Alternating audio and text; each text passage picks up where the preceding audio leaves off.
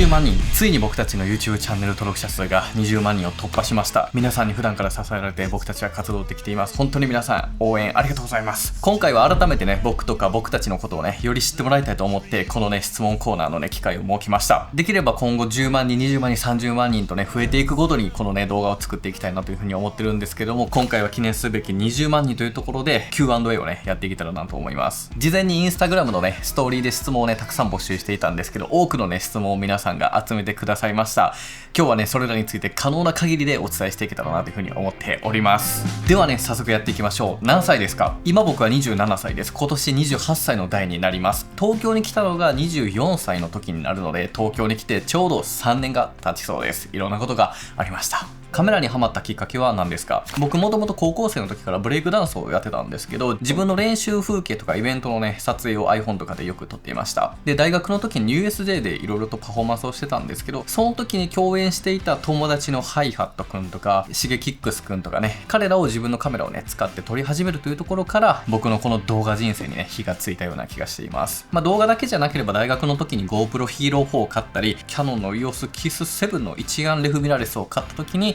いろんなみんなの思い出を撮ってたところが僕のカメラ人生の原点になります。 NEXT おすすめのコンデジは何ですか？リコー GR4 は買いますか？ GR4 の購入予定はありません。僕はこの GR3 をすごく気に入ってるので、4を買うことは今のところ予定はしていません。僕が好きなコンデジとしてはこの GR4 か、あとはこちらの富士フィルム X106 のコンデジが非常に気に入っています。特に106を持ち歩くことが非常に多いですかね。その他にも友人のスヨルの奥さんが持ってる D-Lux8、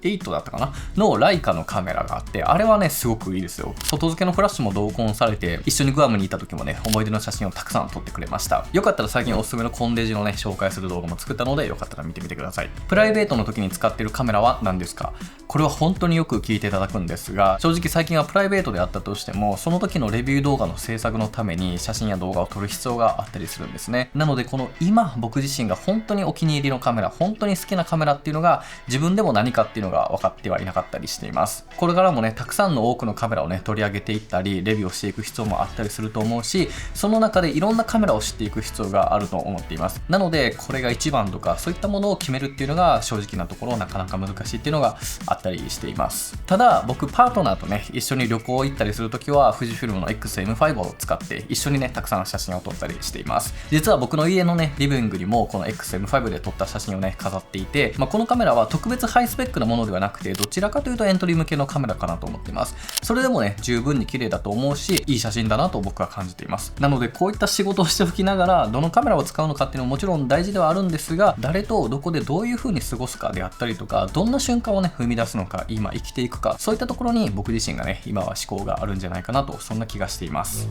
とはいえ僕のね友人たちはいろんなね自分のオリジナルカメラがあるので、ちょっとねみんなに聞いていきたいと思います。じゃあウェディさんから、プライベートで使ってるのは？僕はもうライガ934で、もうとにかく何よりもアポ済みのレンズがついてるっていうのが最高で、レンズがね、そうぶっちゃけマジで話、1日100枚音、1日100枚、これはガチ、じゃあマジでめっちゃ使ってるわ。愛用してます。わー、ありがとうございます。じゃあ次、もっくんさんは何使っていますか？僕はですね、ライカの M10 です。はい。普段はニコン使ってるんですけど、プライベートでは結構好きで使ってます。M10 いいですよね。いいです。マニュアルでいじってやる感じが。はい。こういう貴重な友達との思い出を、今回のね、大切な写真の時にね、やっぱ持ち出したくなるかなっていうところですね。ありがとうございます。じゃあ続いて M スタさんは？はい、僕なんですけど、皆さんライカなんですけど、僕はハッスルブラッド XD200C を今回使ってますね。どこがいいですか？やっぱ今回北海道旅ってことで広大に撮りたい、景色撮るならハッスルブラッド。いやそうですね、いい景色にはハッスルブラッドの色とピカソだし。アギヤ君はプライベートよ、で何を使ってますか？正直ね、先ほど話した通りではあるんですけど、最近はねやっぱハッスルが僕もめっちゃ好きです。個人的にはすごく持ち歩いてて、やっぱりこの iPhone の中に現像した写真をいっぱい入れていくことができて、そのままね僕はインスタグラムに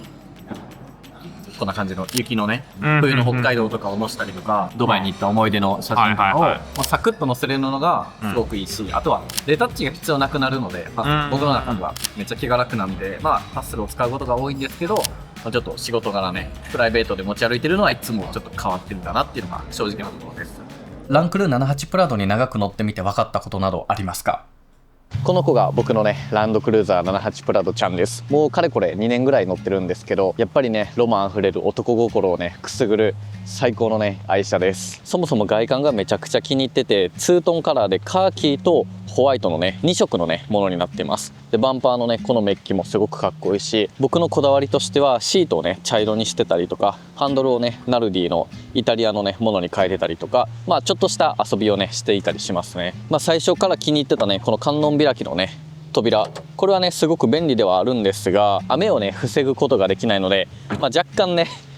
今となってはねこの観音開きじゃない方がいいなとは思ったりしますね。雨を防げないし、ランクルの80とかはこれが上と下に開くので、ここにね台ができて、ここでねなんか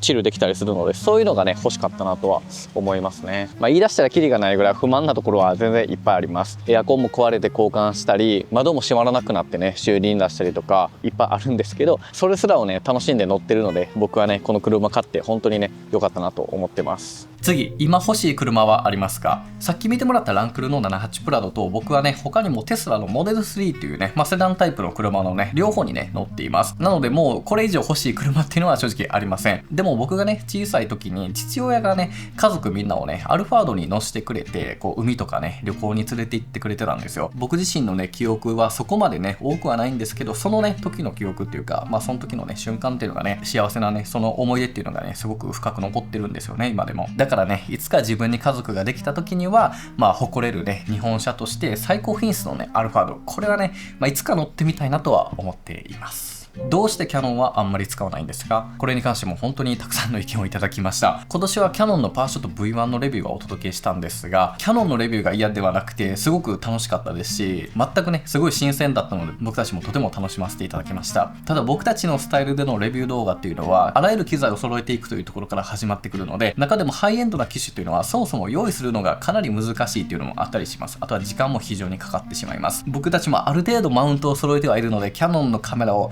全てごそっと買うことがなかなか難しいので、やりたい気持ちはめちゃくちゃあるんですけれども、なんとか機会があればやりたいなとはすごく思っています。もしねこの動画をキヤノンさん見ていただいていたらぜひよろしくお願いいたします。一応キヤノンに関わらずタイアップという形になったとしても、僕たちは全く忖度なしにしっかりと客観的なね視点でお伝えしていくので、そういった機会をいただけそうであればぜひキヤノンさんよろしくお願いいたします。今まで行った国で一番良かったところはどこですか？日本でも海外だとね結構多くて悩むんですけど、特に印象的だったのは韓国のチェジュ島と、あとはポルトガルのリスボンがすごく好きだったかなと思います。韓国のチェジュ島は意外と日本人がそんなにいなくて、韓国のねハワイとも言われているぐらい楽園のねリゾート地ではあるんですね。ちょっとドラマとかでもね出てくるような場所があったりとかで親近感もあったりするし、あとはオギョプサルという黒豚のサムギョプサルをねチェジュ島では名物だったはずなんですけど、それを食べたりしてめちゃくちゃ美味しかったですね。ポルトガルのリスボンはもう街が本当に綺麗で美しくて、友人の Y2 と訪れたねシティだったんですけど、あの景色であの物価の安さはねすごくね滞在がしやすかったし、快適で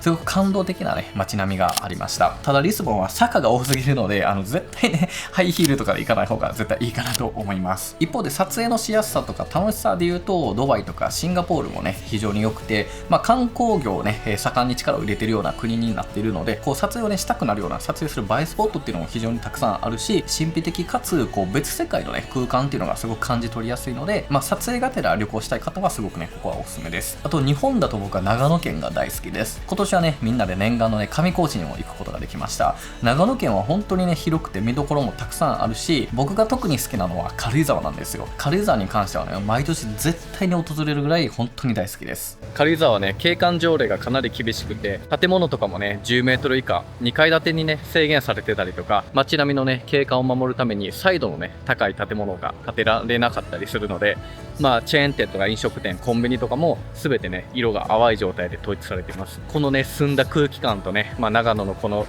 低い気温でね、夏でもねめちゃくちゃ涼しいねこの一帯のね季節が僕は本当に大好きです。都内からだとね近くで来れるんですけど、関西の方とかもねぜひよかったら来てみてください。他にも行きたいところとしてはパリとかニューヨークとか、日本だったら熊本の阿蘇とかまだ行けてないから、そういったところも行きたいですね。海外での撮影時に気をつけていることなどありますか？これは行く国によってもかなり変わってくるんですが、特にヨーロッパであればファスナー付きのバッグを必ず使うとか、スリとか盗難対策っていうのはもう確実にねやった方がいいので、僕はスマホにねストラップもしておくぐらい、自分の所持品をねこうパッて取られても取れないような、そういったことはね意識していました。スペインのバルセロナに行った時とかもすごくねやっぱりあっこはこうスリとかスリ集団が多いところで、そもそもブランド物をね身につけないみたいな、そういった工夫はね絶対あった方がいいかなと思います。であとアメリカに行くときは入国審査が本当に厳しいので、ホテルとかフライト情報をね、しっかりともう印刷して僕は持って行っています。入国審査で引っかかった時に別室に行った時にねこう携帯を使って話したらダメって言われたりとかすることがあると思うので、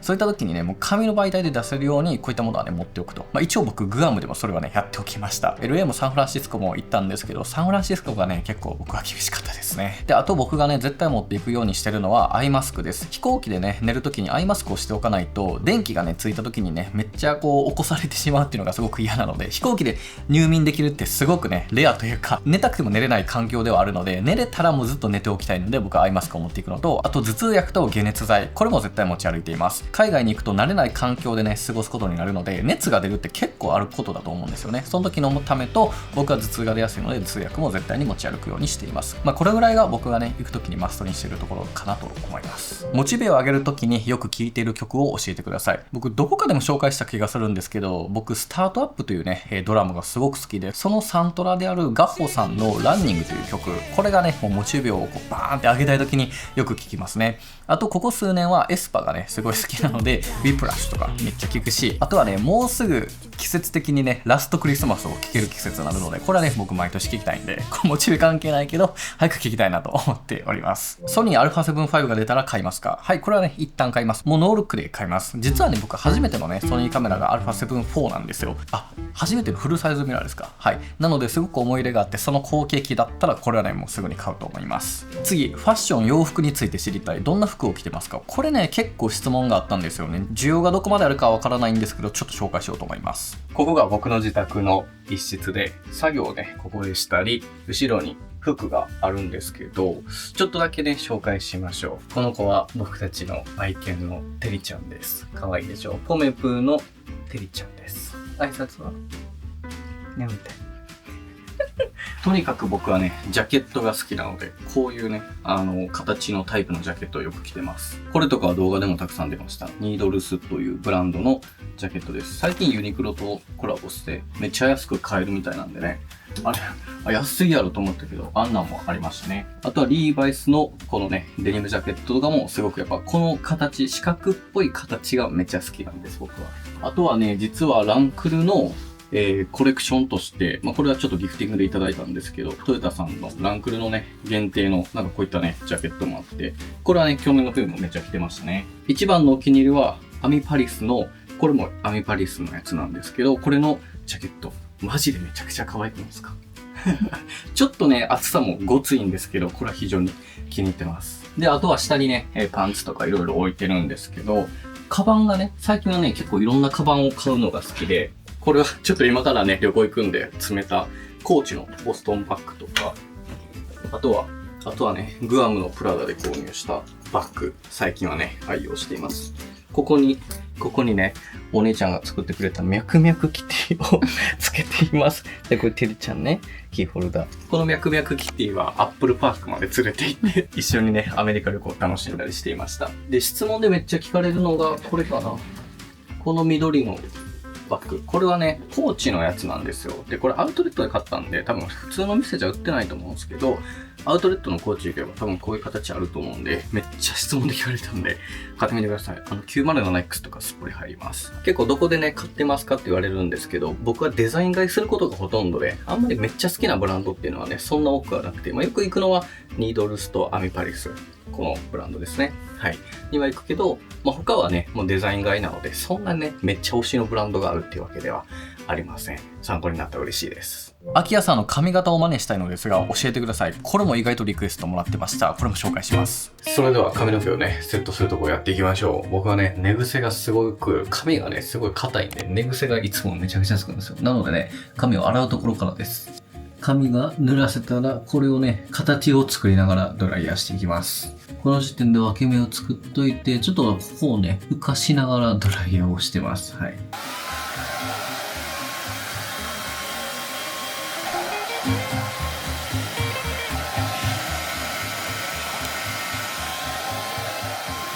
ドライヤーができたので、ヘアアイロンでカールをつけていきます。ここの前髪のこのね、外に出すこれと、こっちのですね、ここと、あとこっち側もつけます。一回ね、上にこうやって巻いて、で、これを外側にやると、外巻きのカールができます。こんな感じ。っていうのをね、全体にやっていきます。こんな感じで。こうやね。で、仕上げにグリースを塗って終わりです。ガッと上げる。こんな感じですね。これで完成です。ということで、こんな感じでね、仕上がりましたので、これでね、出かけに行きたいなと思っております。ちなみにね、カットのオーダーは、ダウンパーマっていうね、この後ろら辺とか、ここら辺をね、圧縮というかね、こうちょっとペタッとさせるようなものをね、お願いしてるので、後ろのね、ボリュームがなくなって、いつもね、僕はすごく気に入ってやってます。参考になったら嬉しいです。次、コラボしたい人はいますか？ありがたいことにね、たくさんの方々とね、これまでコラボさせていただきました。皆さん本当にありがとうございました。よかったらね、今後もしてほしいなと思うんですが、現時点でね、まだコラボをしたことがない方でしてみたい人で言うと、瀬戸康史さん。瀬戸康史さんとなんかすごく面白い動画をね、撮りたいなと思いますし、あとはいつかね、ヒカキンさんの撮影機材とか、撮影環境、スタジオとか取材したいです。ちょっとね、なんか巡り合ってエンとかでなんとかね、できたら嬉しいなと思うんですけど、普段どんなね、セットアップとか、どんなカメラ使ってるのかとか、ちょっとそういったものをね、取材させてもらいたいですね。あとは今年も年末にね、また圭介さんと動画が撮りたいです。ぜひね、圭介さんまた今年もお願いします。そして来年はね、積極的に海外のね、クリエイターとも交流をしていきたいです。それこそ韓国とかのね、YouTube 僕はめちゃくちゃ見てるんですけど、テック系 YouTuber のズヨニちゃんとか、あとイットサブのイソップさんとかね、こういったチャンネルの方たちともね、今年ね、Apple イベントを通して出会うことができたので、もしね、来日される場合は、この僕たちのオフィスにね、読んで、いろんなね、機材とかトークとかしたいなと思いますし、あとは逆にね、ソウルに行った時に、あの2人のね、オフィスとかスタジオとかにも遊びに行ってね、ちょっと取材したいなとかも思ったりするので、日本国内問わずにいろんなね、人とちょっとコラボしたいなと思いますね。あとはね、友人のガムソンフィルムさんともね、また一緒に撮影コンテンツとか撮りたいなと思っております。L マウントの望遠レンズのおすすめを教えてほしいです。価格は控えめで、シグマ 70mm200mm F2.8 スポーツがすごくいいと思います。これはルミックスの S プロの純正よりもだいぶ軽くてだいぶ安いはずですね。めっちゃおすすめだし、あと標準域を守りつつというのであれば、このシグマの 28105mm のアートレンズ、ちょっとね、ボディは大きくはなるんですけど、F2.8 投資で28105のレンズになってますので、こんなレンズあるんですよ。こちらもね、レビュー動画よかったら出してますので見てもらいたいと思うんですが、このね、レンズもすごくおすすめです。Z52 におすすめのレンズはありますか？これもね、めちゃめちゃコメントが多かったです。僕が一押しのレンズはこれになります。ニッコール DX24mm F1.7 のレンズです。これはフルサイズ換算で 35mm ぐらいで F1.7 なので、かなりボケるし、めちゃくちゃ使いやすいし、何よりもこのサイズ感が非常に気に入っています。僕もね、この組み合わせでたくさんね、写真を撮っていたりするんですけど、もう本当にね、やっぱりスマホではね、撮れるような質感ではないので、結構ね、このレンズはめちゃくちゃおすすめですね。ただ、ニコンさん、あまりにも APS-C レンズのね、バリエーション少ないと思いますので、来年はちょっと潤ってもらえたらなと、嬉しいなと思うんじゃないでしょうか、皆さん。はい。と思ったんですけど、ニコンさんが新しく発表しました。今日、ちょうどね、ニッコール ZDX1650F2.8 と ZDX-MC35mm F1.7 の単焦点レンズ、両方ともめちゃくちゃいいの出てるじゃないですか。こんなんもう絶対これがいいかなと思うんですけど、それなりにしっかりした価格ではあるけど、ニコンユーザーの皆さん、これはさすがに買うよね。次行きましょう。過去一力を入れて作った動画を教えてください。これはせっかくなのでね、チーム秋山ムービーみんなにね、聞いてみましょう。はい、ということで2人に来てもらいました。俊介と春樹くんです。僕たちの動画は基本的に誰かが大きく企画構成を組んで、そこから僕が撮影をして一緒に比較や検証とか残りの工程をみんなで協力していくようなスタンスになっています。じゃあまずは俊介からどの企画が一番大変でしたか？はい、僕は、キヤノンのパワーショット V1 のレビュー企画です。僕が担当した初めての徹底レビューの動画で、初めてその文字に起こしたりとかをしっかり台本組んでみたんですけど、こんな難しいのかってでいつも春樹くんがやってるの隣で見たりしたんですけど、自分でやったら全然できひんなっていうところで、でも春樹くんとかアキヤさんももちろんいろいろアドバイスもらいながら、しっかり組んで、で撮影の準備期間も結構長かったんで、いろんな動画組み合わせながら作っていくっていうのが、すごい面白かったですけど大変だったなっていう思い出はいっぱい残ってます。こう徹底レビューのデビュー作品でもあるから、そうです、初めての取り組みとしてはかなりね難しかったなといったところですかね。はい、そうですね。なるほど。じゃあ次は春樹くん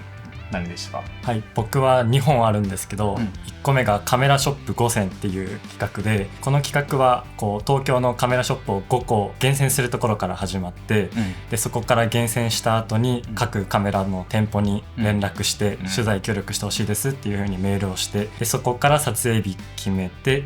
でそれぞれ店舗に取材に行って、で企画を組んで、でアキヤさんが実際にこうナレーションで深く解説していくためのナレーション原稿も考えて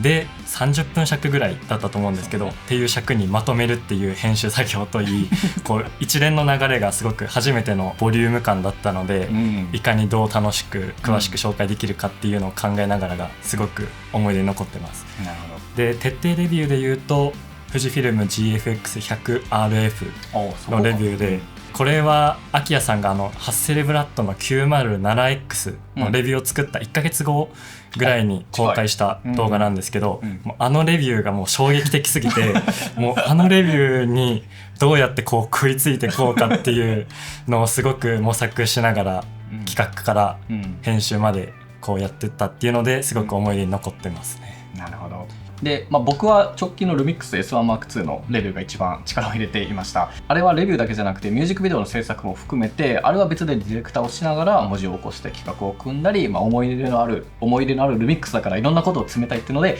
マジで大変でしたはい。でさっき春樹くんが言ってた 907X のねハッセルブラッドのレビューっていうのも非常に頑張った作品になっています。もうご存知の方多いと思うんですけど、レビュー動画は僕たち本当にこだわってもうめちゃくちゃ頑張って作っています。で企画もねそれぞれが発端となってめちゃくちゃやってるんですけど、もちろんね全てのところに僕がね、監修として入って、ここはどう表現していくかとか調節していくかっていうのも全て2人ともね、話し合いながらやっている作品になっています。なので意外と偏った意見ではなくて、みんなのね意見であったりとかいろんな俯瞰した意見をね取り入れたものになっているので、今後もねこういったレビュー動画のその細部までね見ていただけるとねすごく嬉しいなと思いますね。はい、